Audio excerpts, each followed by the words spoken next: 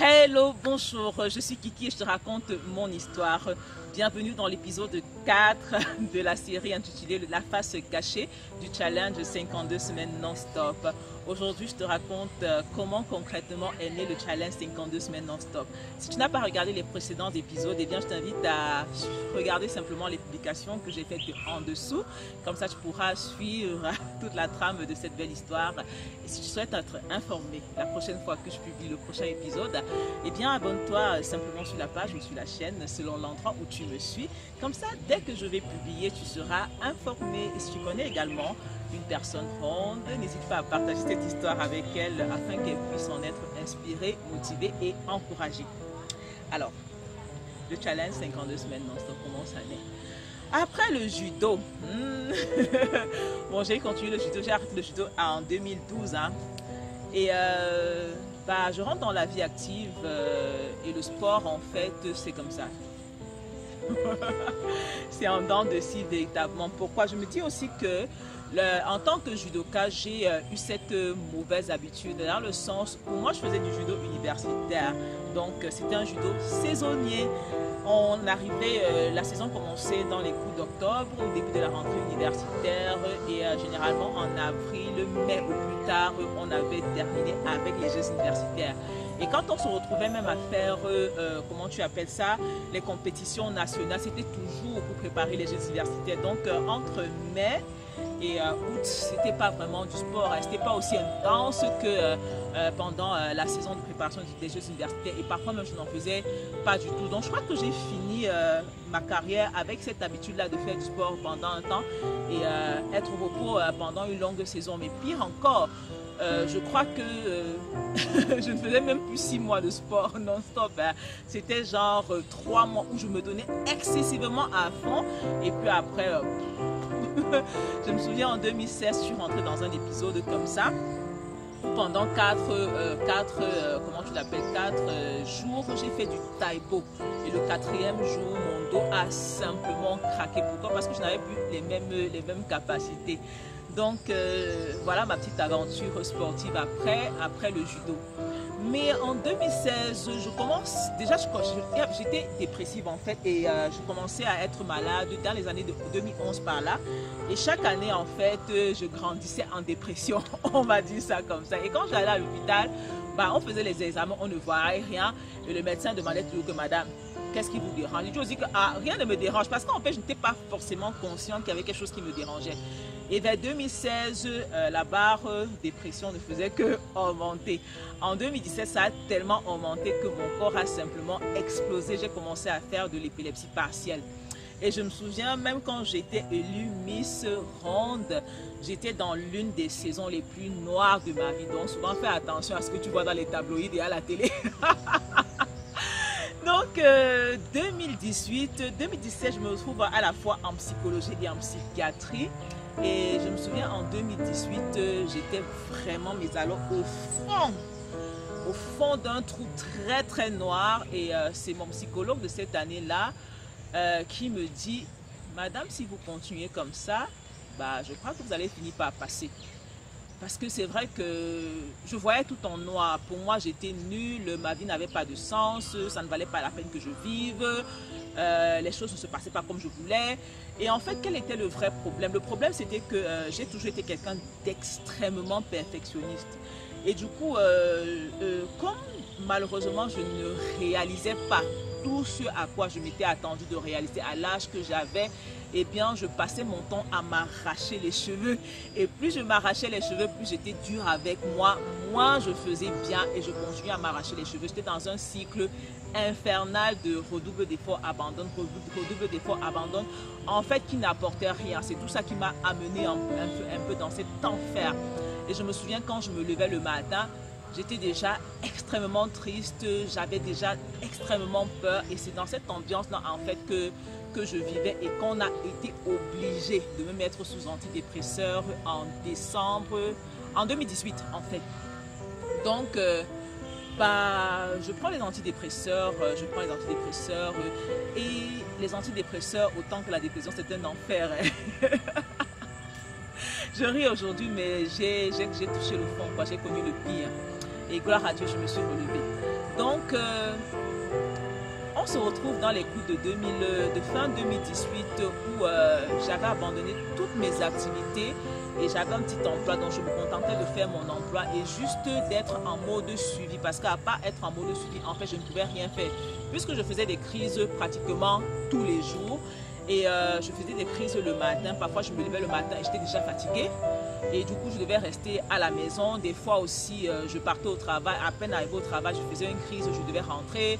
Parfois aussi, je me lève le matin, je fais une crise et j'appelle au bureau pour dire que voilà, j'ai fait une crise et je peux pas venir. Donc, c'était dans ce train-train quotidien-là. Et en 2019, donc, je me souviens le jour de mon anniversaire. J'ai dit au Seigneur, Papa, tout ce que je veux, c'est d'être une personne heureuse. Parce qu'en fait, avec le recul, je te rends compte que ce qui te définit n'est pas forcément toutes les choses que tu réalises. Ce qui est à même de te rendre heureux n'est pas forcément toutes les choses que tu crois qui sont à même de te rendre heureux. Et tout ce que je lui ai dit, en fait, je veux simplement être une personne heureuse.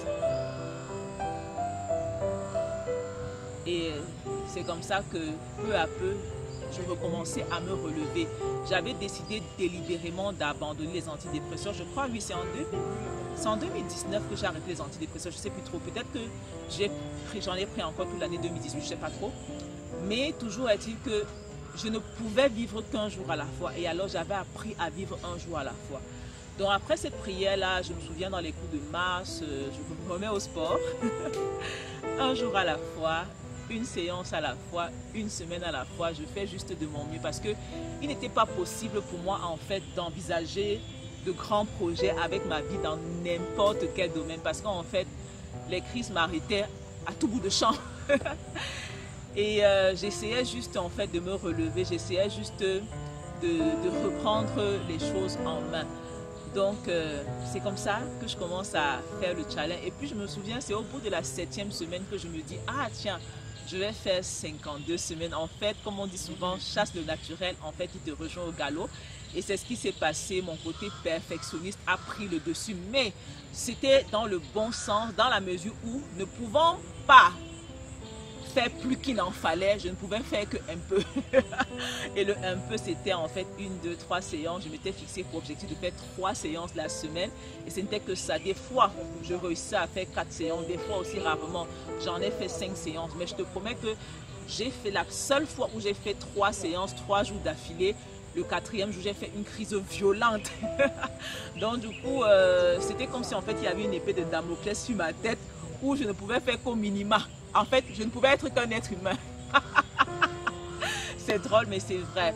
Et j'avais mal au dos puisqu'en 2016, j'avais eu un accident de dos. Donc, c'était pas évident pour moi. J'avais mal au genou et j'avais très mal à toutes mes articulations. Et on faisait des examens une fois de plus. On a même pensé que j'avais le diabète parce que je faisais pipi en moyenne 10 fois la nuit. Et je me réveillais et je dormais avec une bouteille d'eau sur mon lit parce que j'avais soif toute la nuit. Donc je passais mes nuits à boire de l'eau et à faire pipi. Et quand je me réveillais le matin, j'étais excessivement fatiguée. Et c'est dans cet état-là, parfois, oui, que j'allais faire du sport. C'est dans cet état-là que, oui, parfois, je partais au travail. Et on a fait des examens de diabète. Je n'avais pas le diabète. Oh, j'avais tellement mal aux articulations. On a fait des examens de rhumatisme et tous les examens des os. Je n'avais aucun problème. En fait, qu'est-ce qui s'est passé? C'est que la dépression, en fait, a juste entraîné un tourbillon pas possible à l'intérieur de mon corps. Parce que même avec les crises épileptiques que je faisais, on a fait un électroencéphalogramme et mon cerveau disait qu'il était en bon état. Donc, en fait, il y avait juste eu un dérèglement hormonal qui a juste créé un immense désordre à l'intérieur de mon corps. Et c'est dans cette ambiance-là que j'accueillais je devais accueillir chaque jour de ma vie. C'est dans cette ambiance-là que je devais être reconnaissante pour chaque chose que je faisais. Et effectivement, chaque jour que Dieu créait, je rendais grâce pour le peu de choses que j'avais. Je rendais grâce pour le jour qui s'était levé. Je rendais grâce pour le soleil. Je rendais grâce pour mes parents qui sont encore vivants. Alléluia. Je rendais grâce pour chacun de mes frères et chacun de mes soeurs. Je rendais grâce pour la personne que j'étais. Ok, je rendais grâce parce qu'à fin de compte, je me suis simplement rendu compte que le bonheur, ce sont des petites choses du quotidien et c'est comme ça que j'accueillais la vie et j'accueillais chacun de mes efforts et je me félicitais pour chaque semaine que je faisais et c'est comme ça qu'une semaine après l'autre, une séance après l'autre, je suis arrivée au bout de 52 semaines non-stop de sport. Ça n'a pas du tout été facile parce que cette année-là, ce n'était pas facile du tout. Parce que naturellement, j'étais malade et naturellement, j'essayais de me sortir de plusieurs années de dépression. Mais le bon côté de ça, c'est que c'est parce que ça a été difficile que je suis capable d'être devant toi aujourd'hui et que je suis capable de t'accompagner toi aussi pour pouvoir faire du sport pendant 52 semaines. Donc, c'est terminé pour aujourd'hui. Je sais que c'était un épisode riche en émotions. Rassure-toi, je vais super bien. Je suis en pleine forme, je suis en parfaite santé. Je suis hyper heureuse, je suis super joyeuse. Donc, si tu connais quelqu'un qui pourrait être encouragé, motivé par ce que je partage avec toi dans cette série, n'hésite pas à partager avec lui pour que ça puisse être pour lui une source de motivation. Je te prépare encore un autre épisode. Reste scotché, prends soin de toi. Bisous.